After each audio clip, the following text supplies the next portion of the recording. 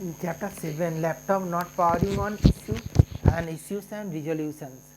There are quite a few different reasons why laptop can have issues powering on. The most common would be a faulty DC jack, though other things like a faulty GPU or incorrectly seated RAM or a brown motherboard component, a bad battery, a damaged hard drive, a short in the AC adapter, or even liquid damage can as well. So you see, it is not only the power area that can fail, rendering the laptop unable to power on and stay powered on. It can be variety of different issues, and it will be up to you to do process of elimination testing to rule out all other possible problems and pinpoint the exact component causing the issue.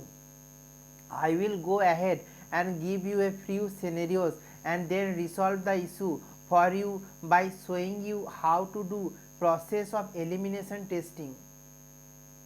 Number 1, let's say the laptop in front you will power on when when the power button switch is pushed.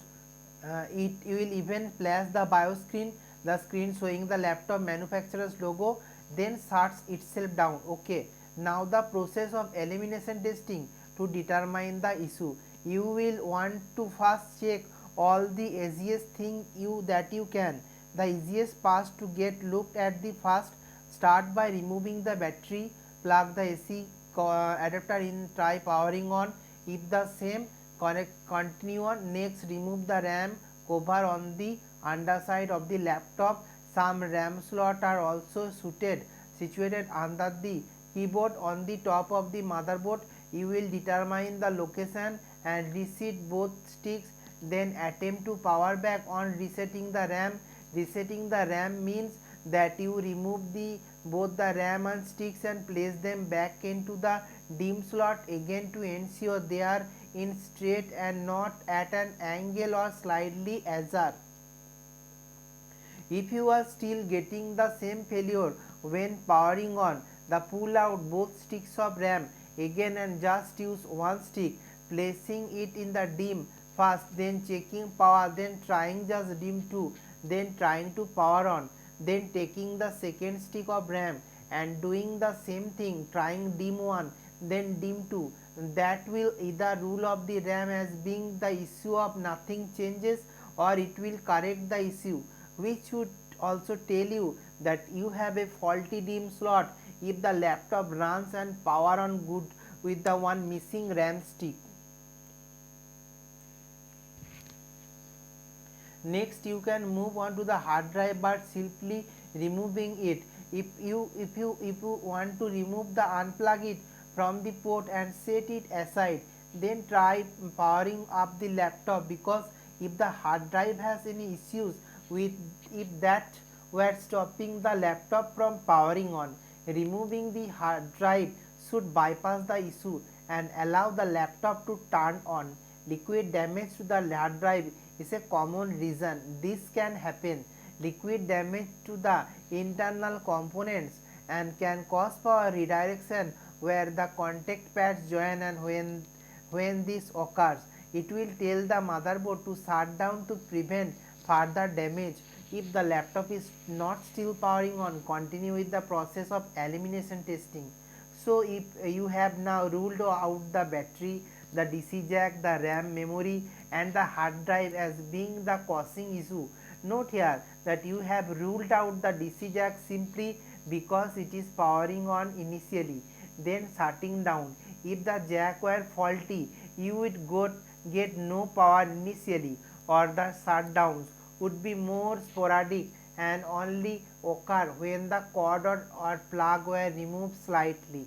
Battery was ruled out simply for the fact that removing it didn't change the fault. So now that you still have a laptop that wouldn't power on properly, and you have ruled out the easier parts or components, you will now have to move on disassembling the laptop to begin troubleshooting and viewing all parts and components. While disassembling the laptop, you will be looking for certain things along the way as the root of the failure causing the laptop to not power up properly. You will basically be looking at everything, something as simple as crossing pins inside the Ethernet or Cat5 cable input port that are bent and touching the another, or possibly even cross pins inside the USB port can cause the laptop to power on the then shut down. So you will need to closely look at all the parts and components now to determine where the failure has occurred. Your mindset now will be looking for signs of liquid damage, looking for motherboard damage, looking for blown components. Blown components, you say yes, and quite common through nothing like a desktop computer component failure. The only similarity between a desktop motherboard and a laptop motherboard when relating both failures is their failure of capacitors. The failing of capacitors is probably the most common component that fails on the motherboard. Remember here that the capacitors on a laptop motherboard differ from those on a desktop computer's motherboard. Though some laptop motherboards will use electrolytic capacitors, the majority of capacitor on a laptop motherboard will be tantalum capacitors, no gases. I will elaborate more on motherboard components in a bit. Now we will discuss what to look for a liquid damage to a laptop and why that could be reason for the laptop not power up correctly.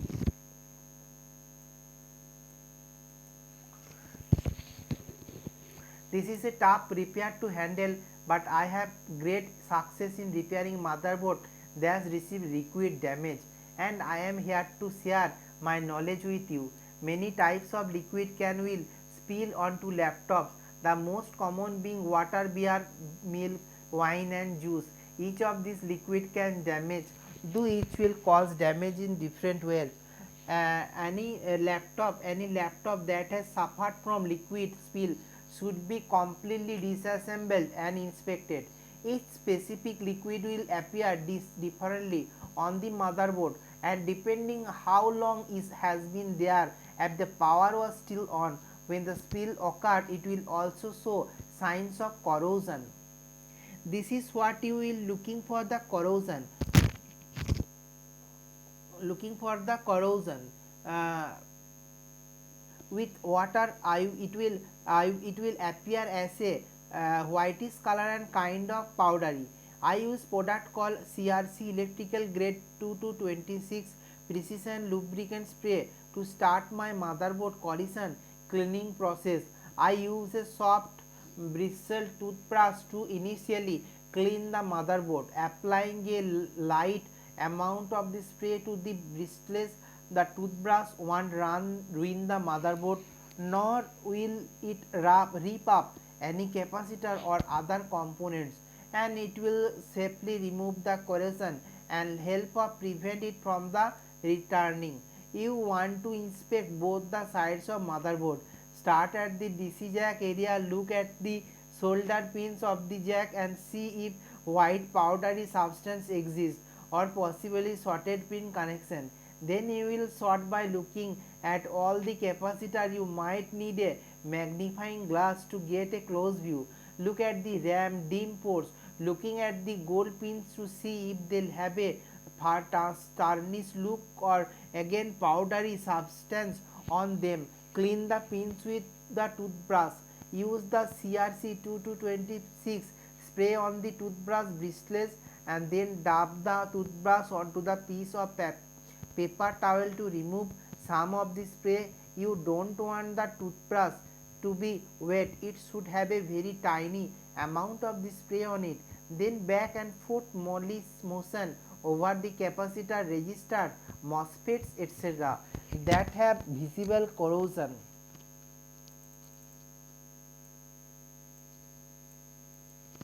When looking for signs of liquid damage, first you want to press down all the keys of the laptop keyboard. You are doing this too. Feel for crispness or sticking keys, since most liquid spill will occur over the keyboard. This is the first place that will be affected. If a keyboard is saturated on liquid and the liquid happens to flow, though the proactive plastic film under the keys it can damage the digitizer contact pads of the lap keyboard. It can also travel through the keyboard and down to the motherboard. Most people will leave the battery in and can even leave the laptop plug-in after the spill occurs. But what they don't realize in the electricity that is traveling through the laptop is continuing in cause damage to all the areas that contain liquid.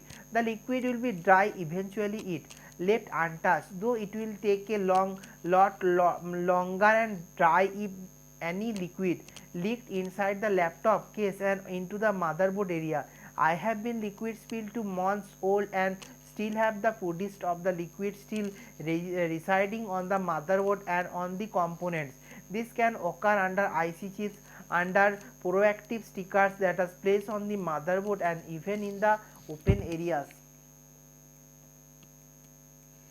You should now also look for the palm rest and bottom base. You will be looking for liquid stream remains. When liquid touches the case parts, it is more visible on the inner side of the parts than the outer, top still visible on the outer too.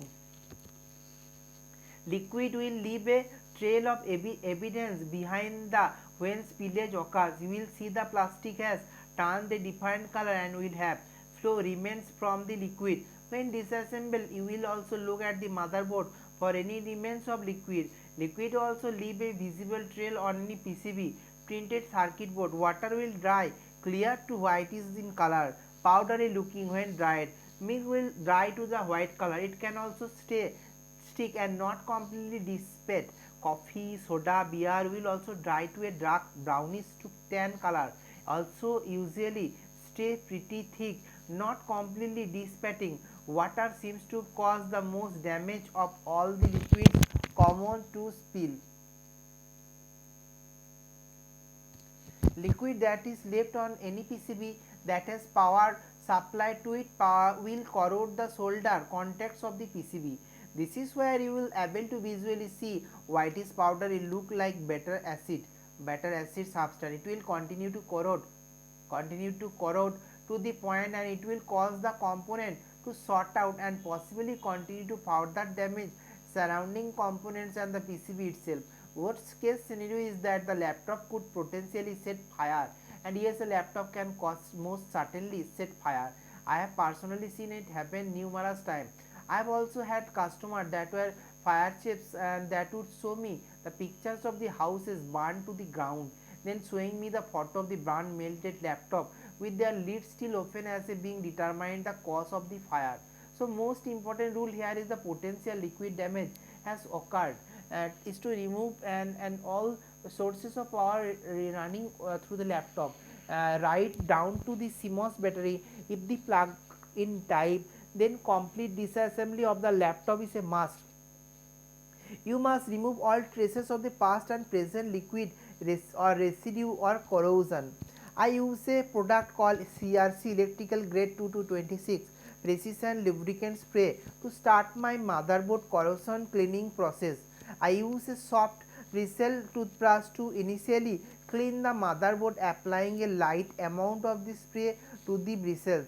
The toothbrush would not ruin the motherboard, not will it rip off the capacitor of other component, and I will safely remove the corrosion and help to prevent it from returning. If you want to inspect both sides of the motherboard, start on the DC jack area. Look at the solder pins and the jack white powdery substance exists in the possibly shorted pin connection. Then you will start by looking at all the capacitor. You must need a magnifying glass to get a close view.